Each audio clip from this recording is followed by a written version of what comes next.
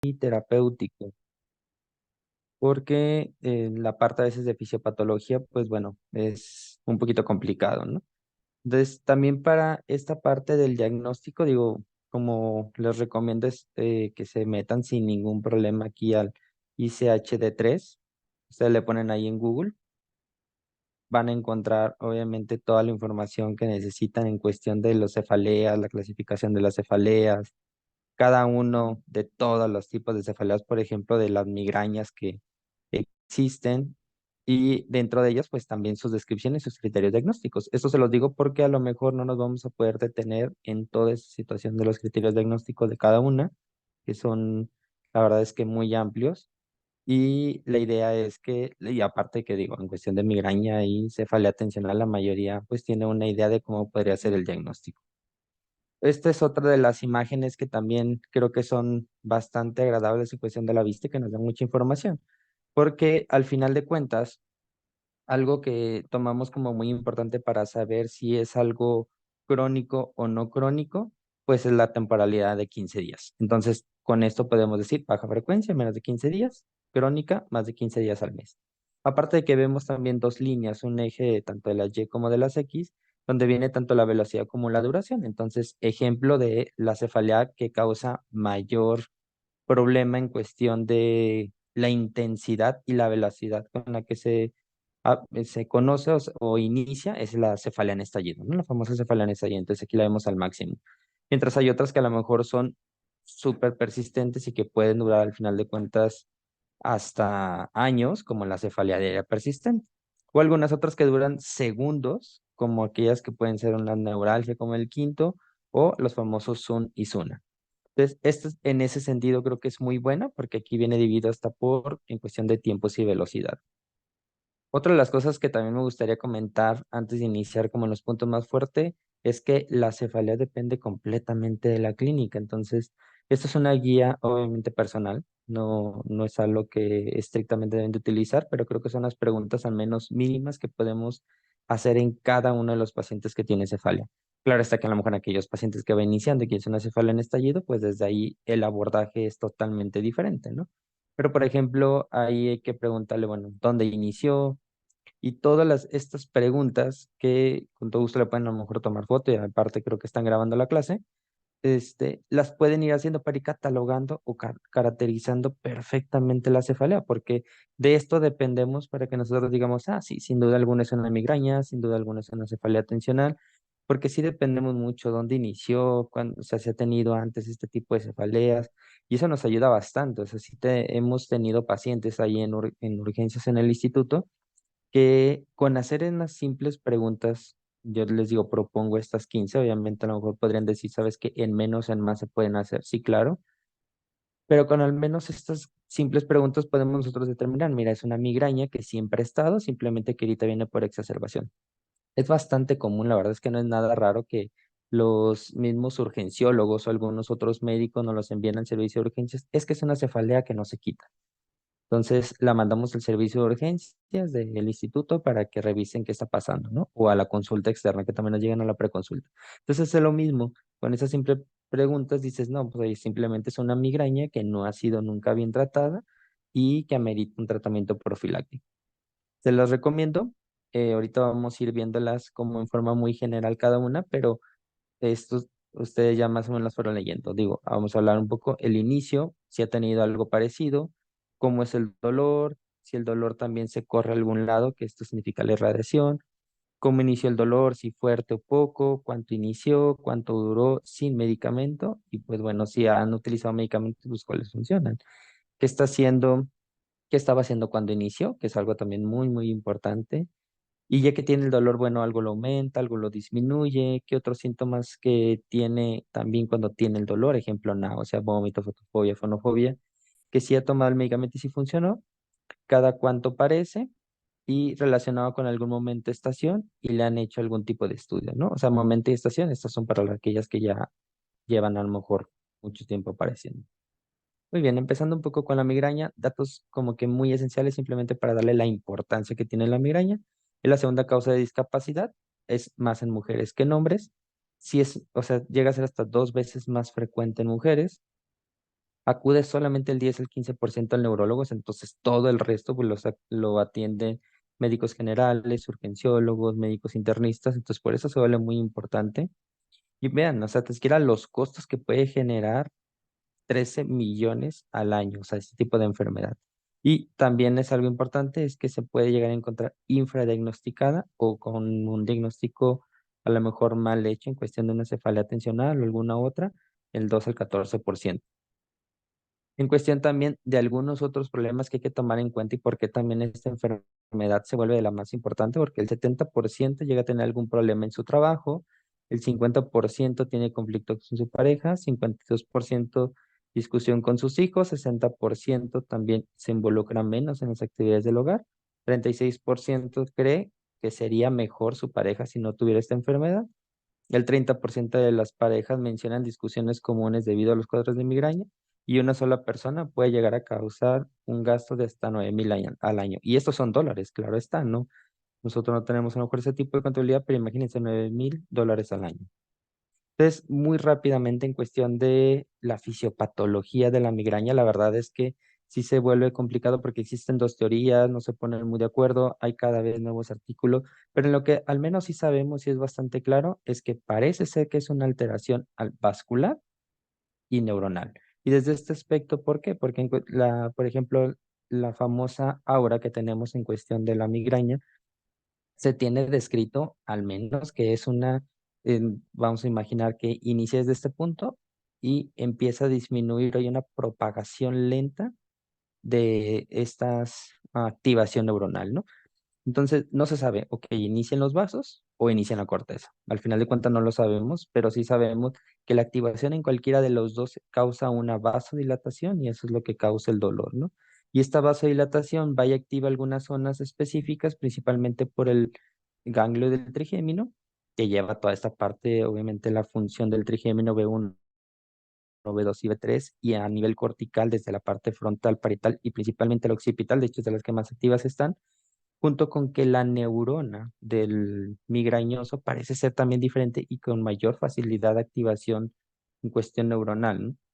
O sea, empieza un estímulo y a partir de ahí hay una propagación rápida de esta afectación del dolor y que se ha involucrado la parte del tálamo, hipotálamo y por eso tenemos muchos síntomas en cuestión a lo mejor de irritabilidad, somnolencia, que llegan a decir, ah, mira, esto parece ser parte del preámbulo o el aura que podemos tener en la migraña. Ahorita veremos eso con más detalle. Y otros de los puntos que también sabemos que están bien involucrados, pues es el famoso péptido del receptor parecido a la calcitonina. Eso sin duda sabemos que está completamente relacionado y la mayoría de los actuales tratamientos que hemos estado haciendo son directamente a esos, ¿no?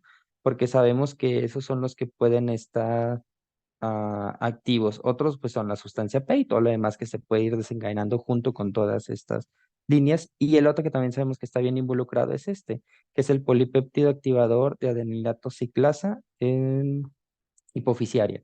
Entonces, estos dos receptores sí están involucrados. Y de ahí en fuera, ya después de que pasa todo esto neuronal y todas estas vías para no detenernos, pues bueno, causa una vasodilatación y la vasodilatación llega a una migraña y en cuestión de la migraña llega el dolor y la liberación de lo demás, ¿no? La inflamación junto con la dilatación.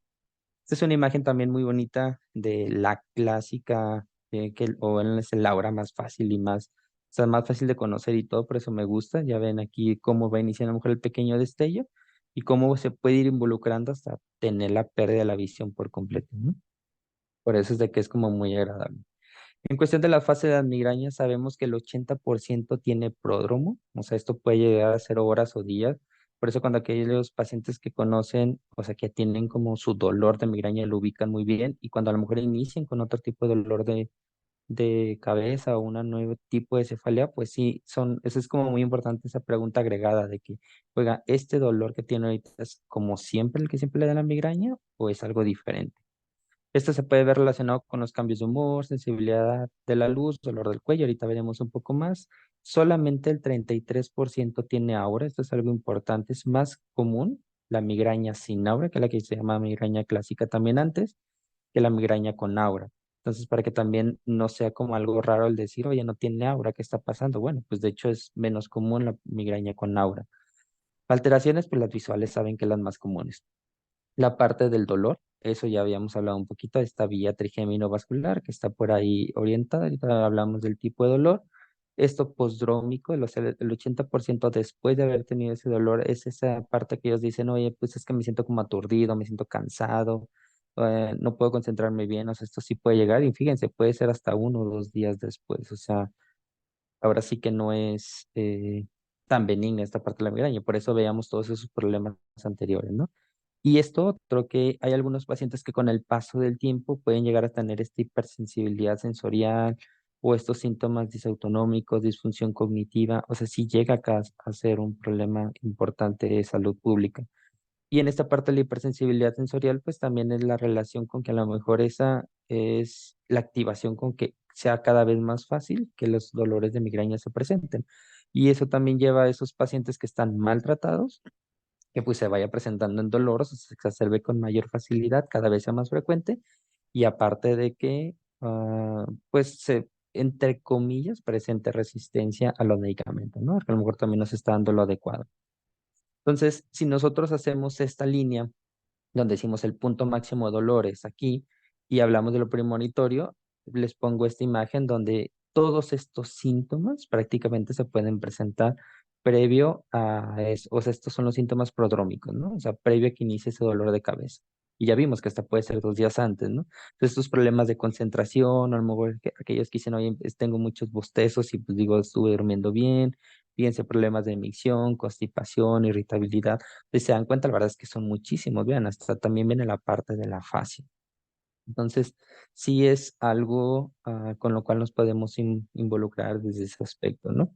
Obviamente, después de todos esos síntomas que se pueden presentar, viene la parte del dolor y bueno, ya después viene lo postdrómico, que al final de cuentas hablamos un poquito de eso, que es estas afectaciones de la concentración o de la cognición o una pequeña molestia ahí en la cabeza o en el cuello. En cuestión del el aura, estos son unos datos nada más importantes. Vemos que el 90% es visual, eso es lo más común, ¿no? Sin embargo, puede haber otros, ¿no? O sea, no nos cause algo tan raro si es que tiene una afectación en el habla, en el lenguaje, la parte motora. Esto les voy a hacer un poquito de énfasis porque obviamente puede llegar a ser un mimic con el stroke. O sea, dicen, ¿sabes que pues es que se parece esto a un infarto cerebral?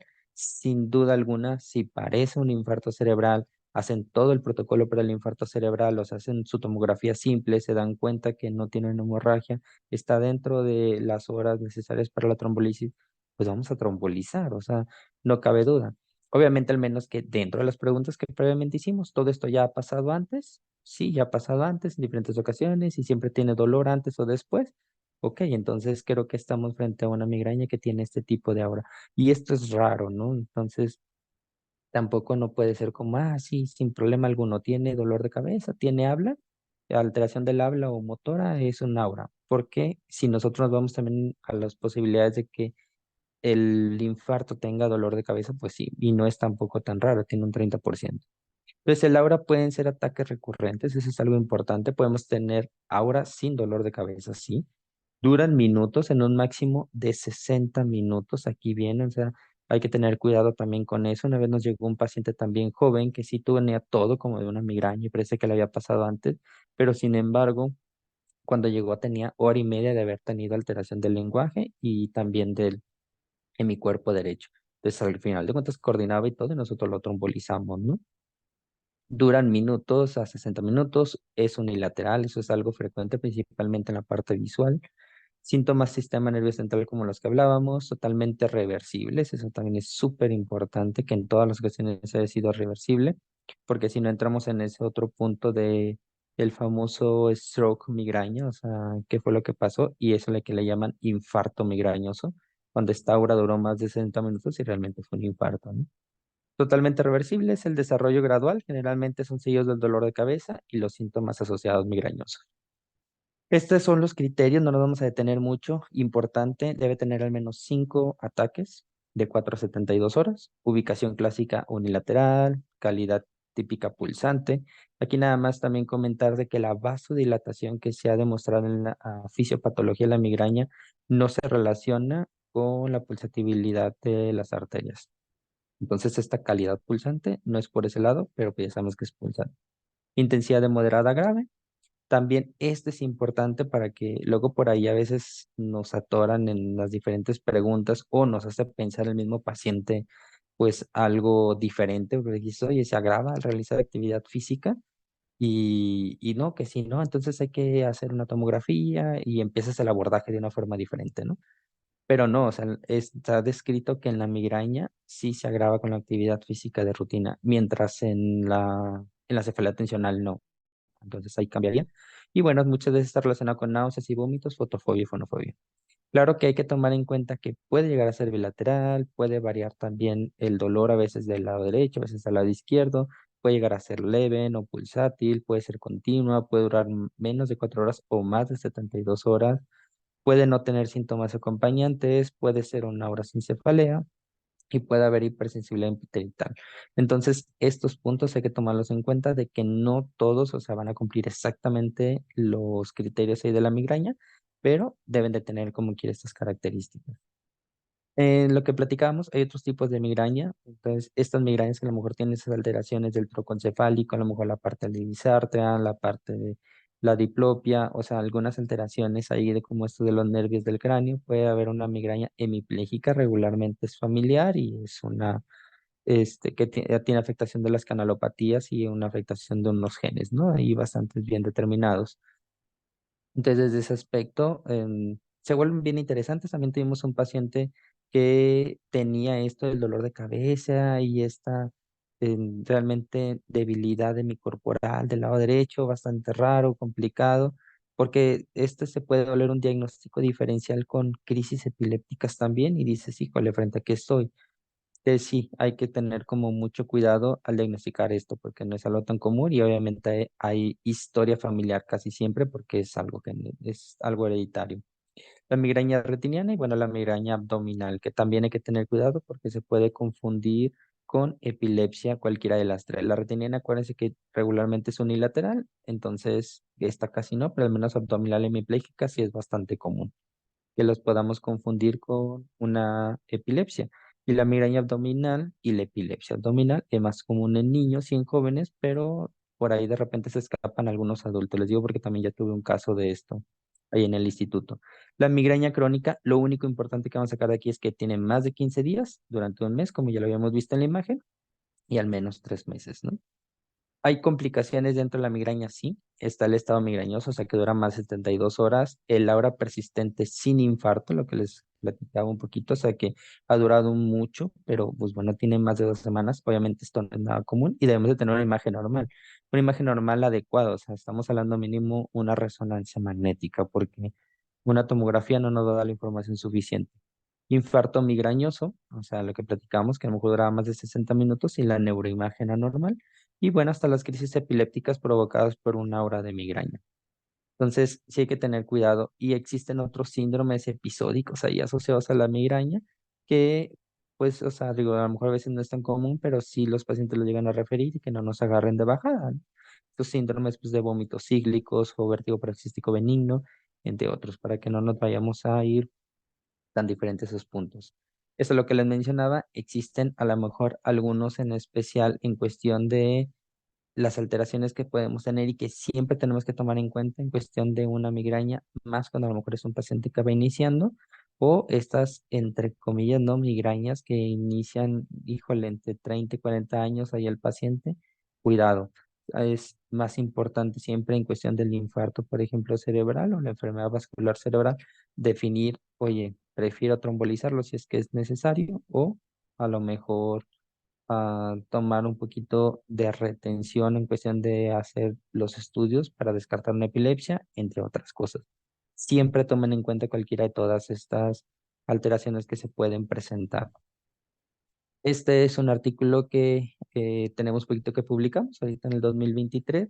Si ustedes me dicen, oye, no, sabes que Daniel, es bastante difícil para nosotros ponernos a hacer 15 preguntas que tú me estás diciendo, a lo mejor en el área de urgencias o ahí rápido en el pase de visita, pues se me complica mucho o a lo mejor tengo 20 pacientes citados, no me puedo aventar eso.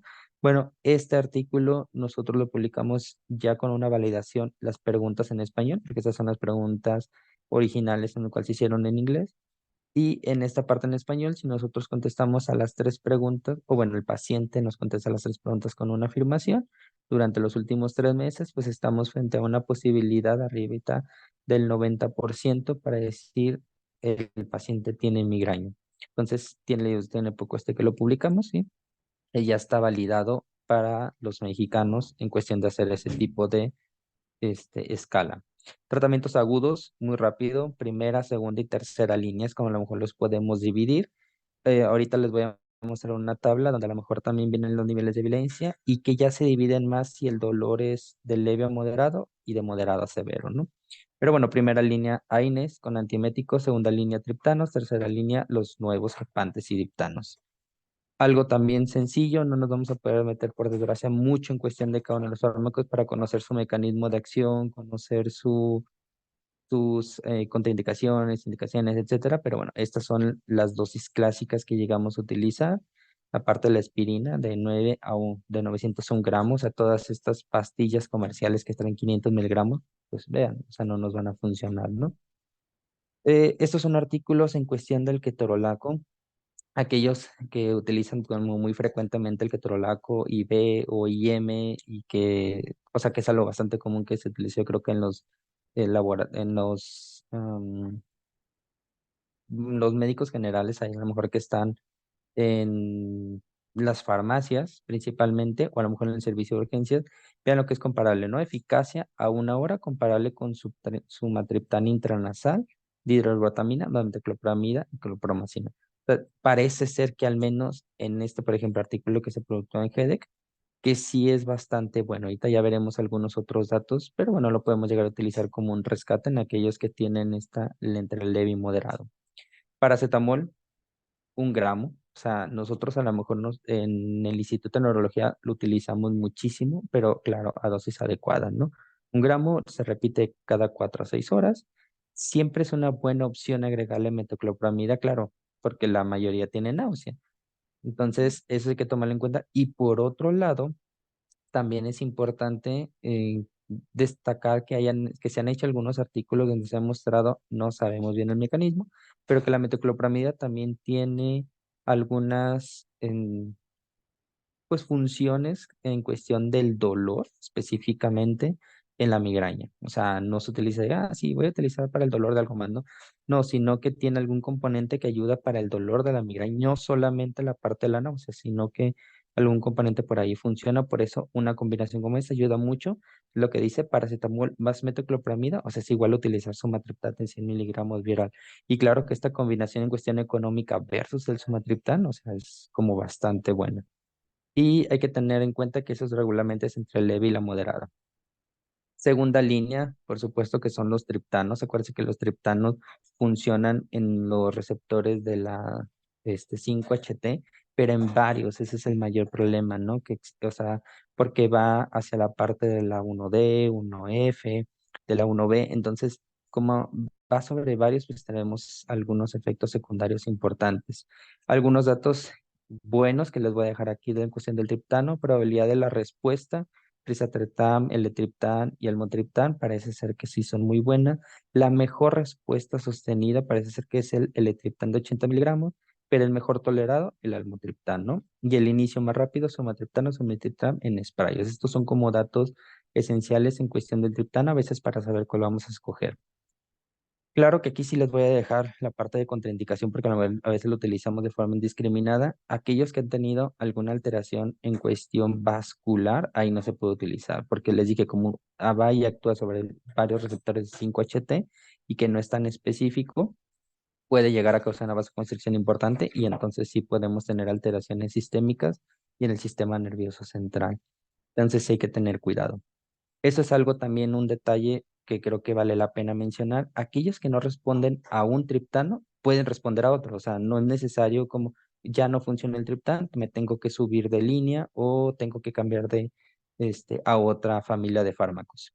Y también los triptanos más AINES Si ya hacemos una combinación, se ha demostrado que hasta el 80% mejora el dolor en 2 horas, ¿no? Si no hay una respuesta a la monoterapia. Los nuevos, gepantes, diptanos, principalmente las Lasmiditan.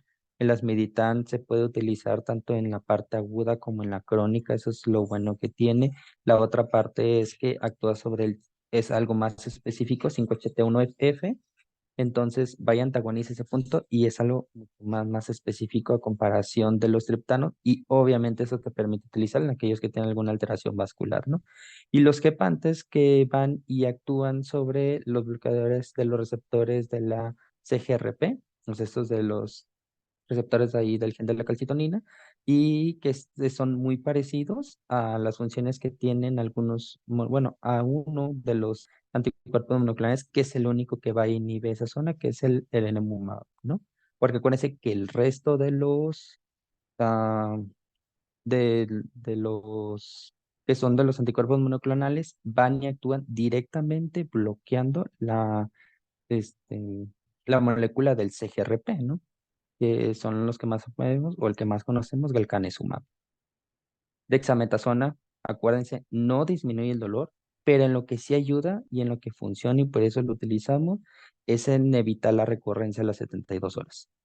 Dexametasona, ¿eh? O sea, prednisona no sirve. Entonces, sí hay que tener como que ese punto ahí bien marcado. Este es uno de los últimos artículos que se publicaron. Aquí les dejo como que la parte más importante de esta zona. O sea, hacen una comparación entre todos los tratamientos que se hicieron en migraña. Entonces, esta comparación nos permite descubrir cuál es el mejor fármaco que se puede utilizar, ¿no? Y aquí lo dejamos. El alivio obviamente se midió a las 2 horas, las Meditan y los Gepantes bastante bueno, pero vean, en comparación con la mayoría de los triptanos, ¿no? Sin embargo, el eletriptán de 40 miligramos fue clasificado como el mejor tratamiento para aliviar el dolor, con una probabilidad de eliminar el dolor hasta el 95.4%. O sea que la mayoría que utilizamos sumatriptán o a lo mejor el solmitriptán porque es sublingual y que es muy rápido y eso, si no funciona o no les va muy bien, váyanse por el triptán. Aquí está un análisis bastante bueno donde demuestran que es sin duda alguna el mejor clasificado. Embarazo y puerperio, creo que es algo que ya no se puede dejar por un lado, siempre tenemos que hablar de él. ¿Qué es lo más seguro y qué es lo que recomiendan las guías? Paracetamol más metoclopramida. Y con eso le va a ir bastante bien, ¿no? Ya también se han demostrado que el bloqueo de nervios o la toxina botulínica funciona tanto para la parte aguda como la crónica, o sea, ayuda en los dos puntos, creo que hay que tomarlo muy en cuenta. Esta es de las nuevas guías que han salido, funciona sin duda alguna y a lo mejor hasta están hablando que el bloqueo de los nervios se puede convertir en la primera línea de tratamiento en el embarazo y en el puerperio. Triptanos, acuérdense en utilizarlos, afecta la parte vascular, por ejemplo, por eso la preeclampsia es todo un miedo, ¿no? Se ha demostrado que el L-triptán es seguro en la lactancia, o sea, no estamos hablando ya en el embarazo. Paines, ya saben, definitivamente prohibidos, ¿no? Primer y tercer semestre, mucho riesgo, aborto, defectos del tubo neural, malformaciones cardíacas, sangrado neonatal. Estado migrañoso, estas son las recomendaciones que siempre se llegan a utilizar. Nosotros en el instituto hacemos este tipo de tratamiento, un poco de hidratación, sin duda alguna siempre ayuda. Paracetamol, ya sea lo que tengan, 1 gramo o ketorolaco 60 miligramos, ya lo vimos previamente que ayuda muy bien. La metoclopramida casi siempre llegan todos, obviamente con alguna afectación de náusea. Y la dexametasona, que ya vimos que ayuda a prevenir la recurrencia. Y entonces, si tenemos un desencadenante en ese momento fuerte, hay que utilizarlo, ¿no? Esta tabla no la vamos a poder explicar como que toda completa. Esto es lo más nuevo que salió, son las nuevas guías que tenemos en México, que fueron ahí publicadas. Y te les voy a mostrar la publicación. Está gratis, ustedes la pueden sacar. O sea, viene la parte de el dolor, si es agudo, y luego viene, ok, lo dividen. Si es de leve a moderado o si es de moderado a severo. Vienen primeras líneas, vienen también el grado de recomendación y vienen sus dosis. Esto ustedes lo pueden bajar aquí. Fue por ahorita la doctora Vélez Jiménez o Karina Vélez, que es la directora del ACEMIG, que es la Asociación de Cefaleas aquí en México. Entonces, está gratis y es nuestra guía de práctica clínica en México. Entonces, adelante, ustedes lo pueden ahí buscar sin problema y lo bajan, ¿no? Si gustan, también les puedo pasar el link, cualquiera de las dos, ¿no? Está gratuito. para que lo revisen como que a más detalle, prácticamente lo que ya platicamos. Y en el crónico también viene esta misma tabla. Para el crónico también pues, no se puede detener mucho por cuestiones de tiempo, pero lo que sí les quiero dejar bastante claro, miren, o sea, la evidencia, al menos uno a vean, o sea, es el topiramato de 50 a 100 miligramos, eftanezumab, galcanezumab, o sea, todos los sumab y la toxina botulínica. Entonces, la toxina botulínica es principalmente el PRENT, que es un protocolo como que bien específico en cuestión de los puntos que se deben de aplicar y la cantidad que se debe de aplicar en cada uno de ellos, funciona bastante bien. Topiramato, la verdad es que en cuestión de neurología no nos gusta mucho, pero bueno, es el que tiene la evidencia o no es el que ha funcionado, porque muchas veces el topiramato tiene muchas afectaciones cognitivas, ¿no? Entonces, pero esto es lo que ven en las guías, es una buena recomendación. Quedan ya en segunda línea lo que antes nos habían enseñado de que propanolol es la primera línea para el paciente joven. Vean, o sea, ya queda como en segunda línea. Y pues también tenemos una tercera línea que podemos llegar a utilizar. Lo mismo, ahí está sin ningún problema los algoritmos, pero esos son los datos que más les quería dejar. Cefalea atencional, estos también algunos datos muy sencillos. Tiene una prevalencia anual casi del 40%, no tiene una base genética clara, es más en hombres que en mujeres también. Se desarrolla antes de los 30 años, pero no es raro a veces verlo entre los 40 y 50 años. Es una causa también importante de ausentismo laboral y se ve bien relacionada con depresión y ansiedad, ¿no? Afecta mucho la calidad de vida. De hecho, parte de la fisiopatología también muy rápido es esta relación que tiene con las alteraciones tanto de la depresión y ansiedad. Por eso es de que existe esta conexión con el sistema límbico y central. Entonces, esas partes son lo que sí no podemos dejar a un lado. De hecho, también está relacionado con la hipersensibilidad en cuestión del cuello, de la cabeza, de cuando la mujer dice, no, pues es que me estoy peinando y siento que me molesta en la parte a lo mejor posterior, está relacionado con todo esto y también con algunas alteraciones del tallo. En cuestión de la fisiopatología también hablan que puede tener algunas alteraciones por ahí en, como a nivel muscular y que también tiene unas activaciones muy rápidas, ¿no? Y sencillas.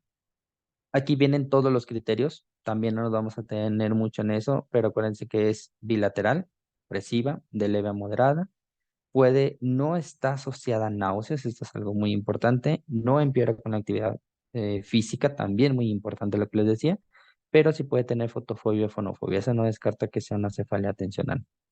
Bueno, más los criterios, de 10 episodios te piden, ¿no? Menos de un mes de preferencia, y la duración puede ser de 30 minutos hasta 7 días. Desencadenantes un montonal, estresantes físicos, mentales, el hambre, deshidratación, fluctuaciones hormonales, o sea, la verdad es que esto es algo ya que se vuelve muy amplio.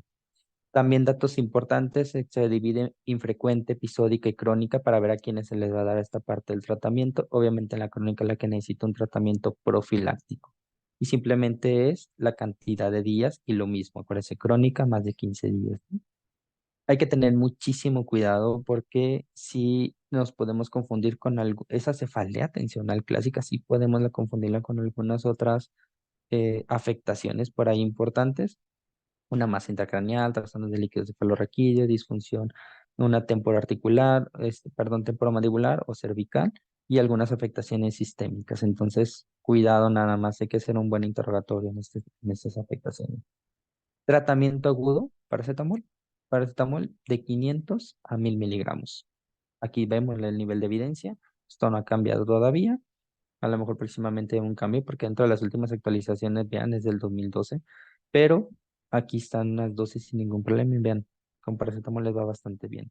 Tratamiento crónico, vean, o sea, sin duda alguna están agarrando ahorita cada vez más. Hay artículos del 2023 y creo que hasta salió uno del 2024 que habla más sobre la parte de la terapia física y las terapias también conductivo-conductuales que han subido de recomendación y probablemente ya no sea una C, a lo mejor ya sea una A o una B. En cuestión de estas recomendaciones, lo principal o no farmacológico, pero dentro de eso pues hay que también darle la farmacológico, ¿no? El farmacológico y el de elección es la mitriptilina. La mitriptilina, si se han dado cuenta, bueno, al menos nosotros que lo utilizamos mucho, hemos tenido a nivel nacional de repente desabastos. Aquí vemos las segundas opciones que funcionan bastante bien para que no las dejemos a un lado, ¿ah? Como la mirtazapina o la venlafaxina. También pues vean que prácticamente todos son antidepresivos y pues ahí es donde se ve que los componentes están muy relacionados. Ahora, algunas cefaleas que ameritan imagen. Estas cefaleas que ameritan imagen, hay artículos de la cefalea con banderas verdes, que ese pues realmente no lo traigo, pero así lo pueden buscar, o sea, sin ningún problema, y las cefaleas con banderas rojas, ¿no? Es importante porque sí se estima que a veces hasta el 18% pueden estar este tipo de cefaleas y podemos a lo mejor también infradiagnosticarlas de repente o supradiagnosticarlas. Hay que tener mucho cuidado. Es como el más común que va a llegar al servicio de urgencias, para que tengan cuidado. Ese es el artículo más clásico. También está gratuito. Lo pueden bajar del Neurology 2019, Snoop 10. Empezó con el Snoop, así nada más, Snoop, y actualmente vamos en el Snoop 10, ¿no? Entonces, este del 2019, si se dan cuenta, prácticamente ahorita vamos a hablar como de cada uno de estos. Eso es lo que lo vamos a desglosar. Pero si yo les dejara esta imagen, les dirías, listo, aquí está la imagen, acabamos la plática y ya no hay más que decir, ¿no? Entonces, con que ustedes tengan a la mano esta tablita muchas veces en cuestiones de los dolores de cabeza, que no les parezcan a lo mejor por ahí que digan, ah, pues esta es una cefalea clásica, primaria, migrañosa tensional, le echan un ojito a a esta tabla y dicen, oye, ¿sabes qué? Cumple una bandera roja, necesito una imagen. Con una sola, ¿eh? Alteraciones sistémicas, sin duda alguna. O sea, si el paciente tiene alguna infección sistémica, tiene fiebre, tenemos algunos otros datos, a lo mejor ya la exploración clínica como tal de rigidez de nuca o algunos otros puntos, pues necesita una imagen. O sea, eso es un hecho. Ya la cefalea es definitivamente algo secundario y hay que descartar pues, vasculitis sistémicas o enfermedades reumatológicas, enfermedades inflamatorias, la misma neuroinfección. Entonces, para que sí tengamos como que este cuidado en ese punto. Porque aquí les dejo a lo mejor también las ocasiones que se pueden llegar a presentar este tipo de infecciones y los dolores de cabeza. Vean, la viral sigue siendo como de las más importantes, ¿vale? Antecedente de neoplasia, obviamente también, ¿no? O sea, si tenemos un antecedente de neoplasia, pues dices, es obvio que no puedo dejarlo pasar. O sea, tengo a fuercitas que darle algún estudio de imagen y pensar en otras cosas. Este es un dato también, sin antecedente de neoplasia, es el 0,1% que tú te puedes encontrar una neoplasia del sistema nervioso central por una cefalea, pero si tiene un antecedente, o sea, la metástasis puede ser del 24 al 54%, o sea, cambia muchísimo el porcentaje, entonces no lo pueden dejar pasar. Otro de los datos a lo mejor que se te dice, ¿no? ¿Y sabes qué? ¿Qué más datos me puedes dar aparte de si el antecedente no plaza? Ah, pues mira, aparte tiene dolor, tiene vómito, tiene inestabilidad a la marcha, o sea, tiene ya datos focales. No, sin duda alguna hay que buscarlo. Esa es una de las mnemotecnias que utilizamos bastante ahí también en neuro, el come purito, donde son las neoplasias que más frecuentemente causan metástasis del sistema nervioso central. Entonces, para que no los dejemos pasar, vean tanto en hombres como en mujeres, ¿no? Entonces, chéquenlo por ahí, que no se les vaya. Lo que les decía, los infartos que tienen, o el aceite, que pueden llegar a tener dolores de cabeza, que pueden tener esta focalidad, obviamente, vean del 16 hasta el 65%, o sea, la media del 30%, pero vean el porcentaje tan amplio que tenemos, entonces, sin duda alguna, están frente a algo, ustedes trombolicen si tienen la posibilidad. Es mejor eso a no hacerlo. En circulación posterior también está alto, 60%. De hecho, es bastante común acuérdense ese dolor en la parte ahí cervical, porque de las causas más comunes que tenemos de circulación posterior de la enfermedad vascular cerebral, en el infarto, pues es la disección arterial, ¿no? Circulación anterior es un poquito menos, 26%, y aquí algunos datos para ahí que se han encontrado. Se ha asociado a sexo femenino, antecedente migraña, entonces por eso tener mucho cuidado, y algunas alteraciones antes, ¿no?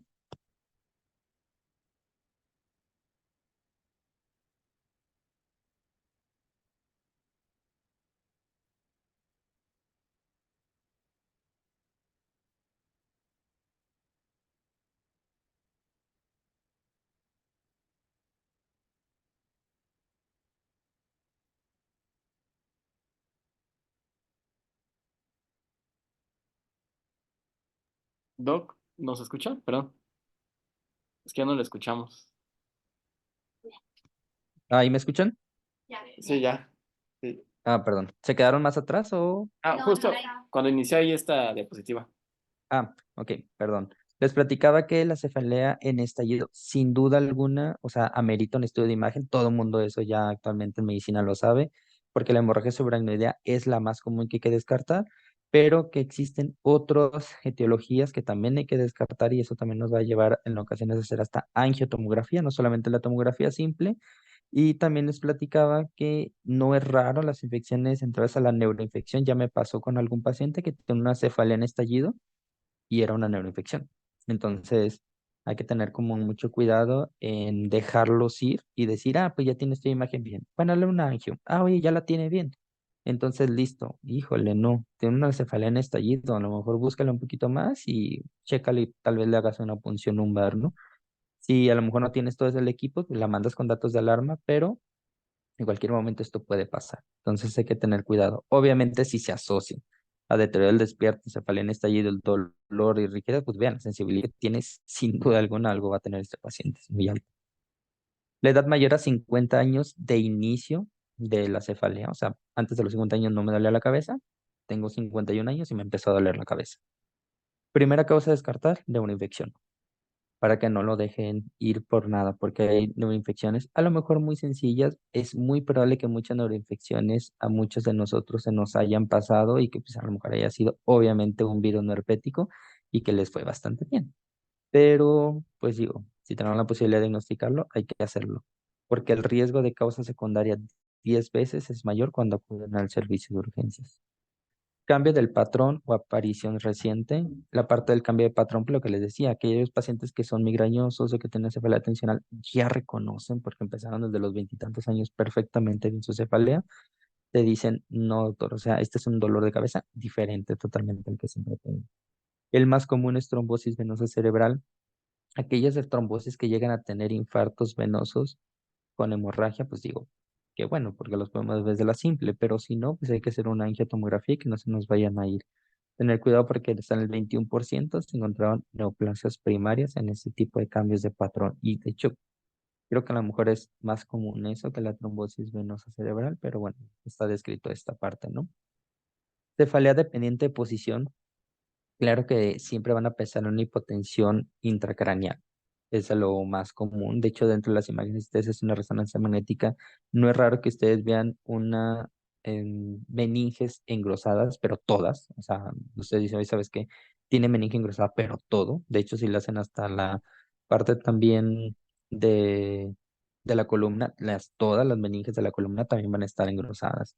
Entonces, estos datos de hipotensión de intracraneal son de los más comunes, ¿no? Digo, puede tener algunos síntomas acompañantes, sin duda alguna, pero el cambio de cefalea de posición es lo característico. Me sentí, me dolió más, me acosté, me dolió menos, o sea, mejoró mucho.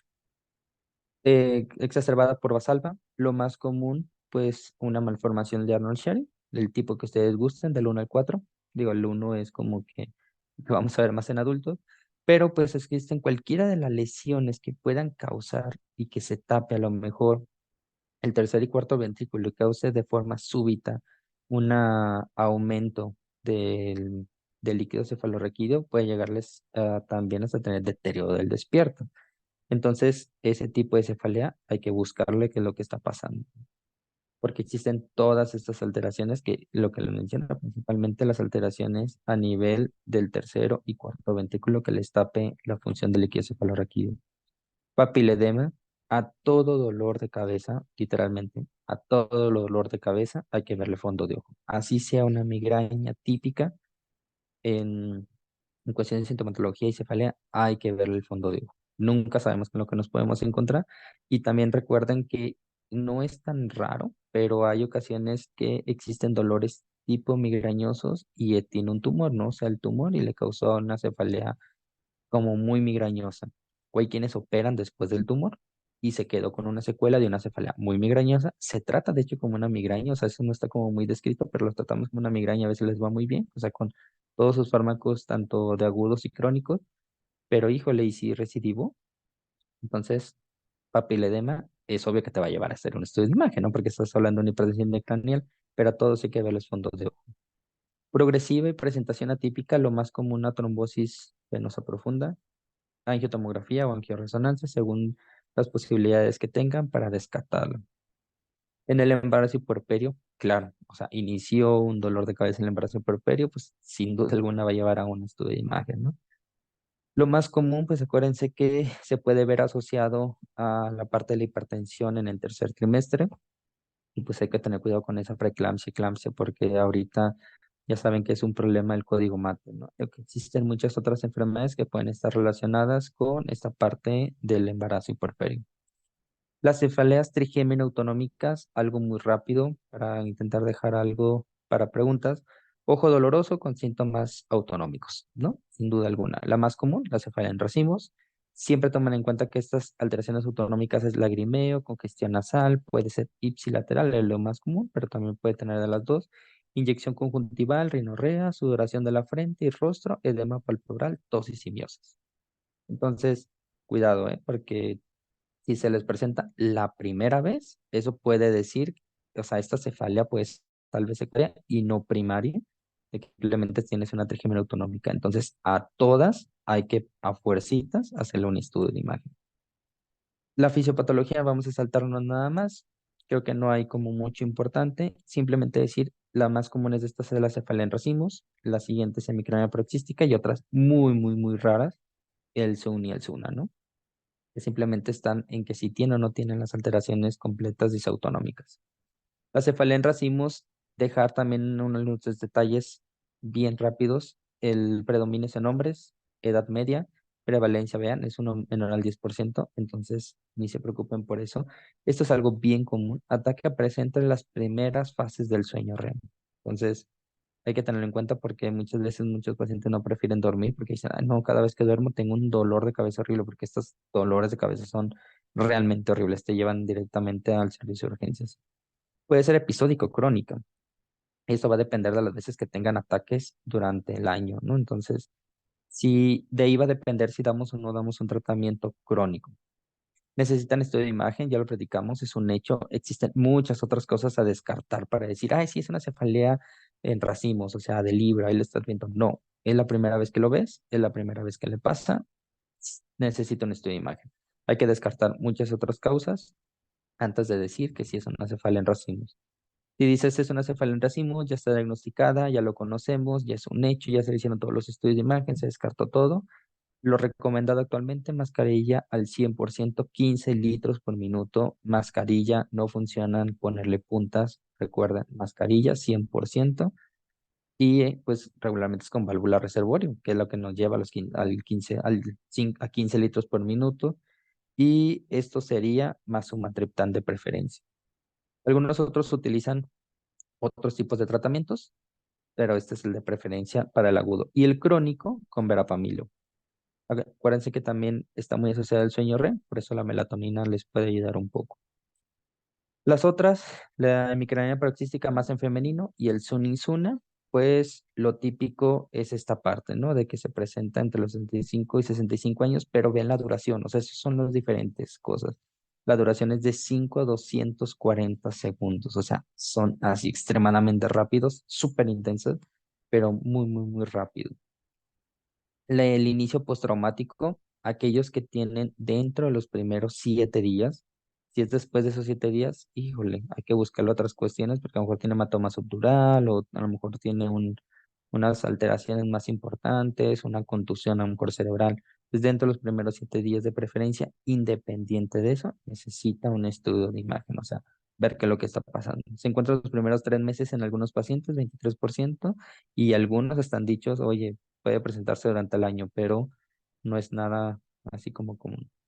Si tiene algún compromiso inmunológico como VIH, hay que buscarle. Siempre enfermedades, eso es un hecho, más si tiene, no sé, de 4 menos de 200 células, ¿no? Neuralgia del trigémino, lo mismo, hay que buscarle alguna causa, porque existe la neuralgia del trigémino típica y la que no, o sea, clásica. Un dolor breve, paroxístico, agudo, punzante, con tipo de descarga eléctrica. Eso es súper común, la descarga eléctrica, ¿no? Entonces, para que siempre vayan y busquen ese tipo de la pregunta. Afecta siempre a B2, a B3. Si afecta a B1, busquen otra cosa, porque probablemente están frente a otra situación. Por eso que B1 es un poquito más para las hegemonías autonómicas. pero si tiene un dolor tipo de neuralgia, les parece, si tiene B1 alterado, no. Entonces, por eso los pongo aquí B2 y B3. B1 no es para nada lo común, es más común en mujeres. Viste la clásica, la idiopática y la secundaria. La clásica es una compresión vascular, por eso hay que hacerle un estudio de imagen. Para esto es una resonancia magnética, de preferencia secuencia fiesta, que es la que nos permite ver los nervios craneales y las asas vasculares. En la idiopática no se encontró absolutamente nada, pero tenemos todo el dolor y la secundaria. La verdad es que el pronóstico a veces no es muy bueno en este tipo de pacientes, y más si tenemos una asa vascular y lo dejamos transcurrir. O sea, si luego se hace la parte de la reparación o la separación, les va bastante bien, ¿no? Inicio 50 años, hay que tener mucho cuidado cuando es bilateral, participa en la rama B1, signos y síntomas de disfunción sensorial. Estos son datos de alarma para que ustedes digan, hay que buscar otra cosa. En el diagnóstico diferencial, pues el origen dental, obviamente, casi siempre, de hecho, van con los odontólogos después de que les quitaron todas las muelas, ya no los mandan a nosotros porque dicen, esto no era. Herpes zóster facial, neuralgia del glosofaringio y las cefaleas trigémino-autonómicas. Esto es como lo más común, donde ven el asa vascular y la salida del nervio. Y dicen, pues ahí está la causa del mal. Tratamientos, primera línea, estos son los preventivos, carbamazepina, segunda línea la mutrigina y otros como fenitoína. Si se dan cuenta, son inhibidores de canales de sodio, ¿no? Entonces, esto sería como el ideal. Acuérdense que los carba tienen menos síntomas, tienen menos efectos secundarios que la carbamazepina. Entonces, también la pueden llegar a utilizar bastante bien. Aquí les dejo también la parte de las dosis para que ustedes lo revisen si quieren luego con calma, pero la dosis máxima diaria está 1600 y es cada 8 horas, ¿eh? Entonces, tener ahí ese cuidado. Hay algunos que si son de mantenimiento más largo, pues cada 12 horas, dependiendo principalmente de los carbas. Así es cada 12 horas y hasta 2400 miligramos para que no tengan miedo de irle subiendo la dosis, ¿vale? Algunos otros también hablan de algunas funciones con Botox y que les ha llegado a funcionar, o también bloqueos. Tratamientos agudos, esto es algo a discusión todavía, creo que hace falta mucho y hay que hacerle algunos estudios. De preferencia les recomiendo fenitoína. No están todavía bien demostradas todas estas afectaciones, sin duda alguna. Nosotros hemos utilizado esta de 10 miligramos por kilogramo de peso. En la fenitoína les va bastante bien. De hecho, les podré decir que hasta en algunos pacientes utilizamos menos, o sea, por ejemplo, 500 miligramos y les va súper, súper bien. Entonces eso hay que verlo de cada uno. Estas son las únicas guías, esas tres que les puse. Bueno, dos artículos y dos guías, un artículo y dos guías que hablan del tratamiento que se puede llegar a utilizar en los pacientes de forma aguda en las neuralgias. Miren, de hecho, esto hasta recomienda el sumatriptano y estos otros recomiendan la lidocaína. Entonces, la lidocaína por esas alteraciones cardíacas, al menos yo sí no la recomendaría de primera instancia. Toxina botulínica y la fenitoína, ¿vale? Les recomiendo más 10 miligramos por kilogramo de peso, como les puse en el anterior. Muy bien, pues les dejo poquito tiempo, o si ustedes se quieren alargar un poco, yo no tengo problema con alargarme un poco. Si quieren hacer alguna pregunta, duda, algo más en lo que les pueda apoyar, con todo gusto. Bueno, creo que no hay ninguna duda, Doc. La verdad, muchas gracias por su tiempo. Y pues bueno, la verdad es que fue una clase de bastante, pues la verdad es que nos gustó demasiado y pues sí, vamos a llevarnos mucho de la plática. No, qué bueno. Pues como quiera, la ventaja fue que la grabaron. Sí, Si necesitan por ahí algún artículo, con gusto les paso el artículo para que si quieren profundizar en algo más. Y las tablas que siempre vienen en esos artículos, pues con eso basta, como para tener lo adecuado en la información necesaria. sale. Sí, Doc. Muchas gracias, Doc. Claro, bien, pues excelente. Tengan entonces muy buena mañana. Igualmente, hasta luego. Hola, hasta luego, que estén muy bien.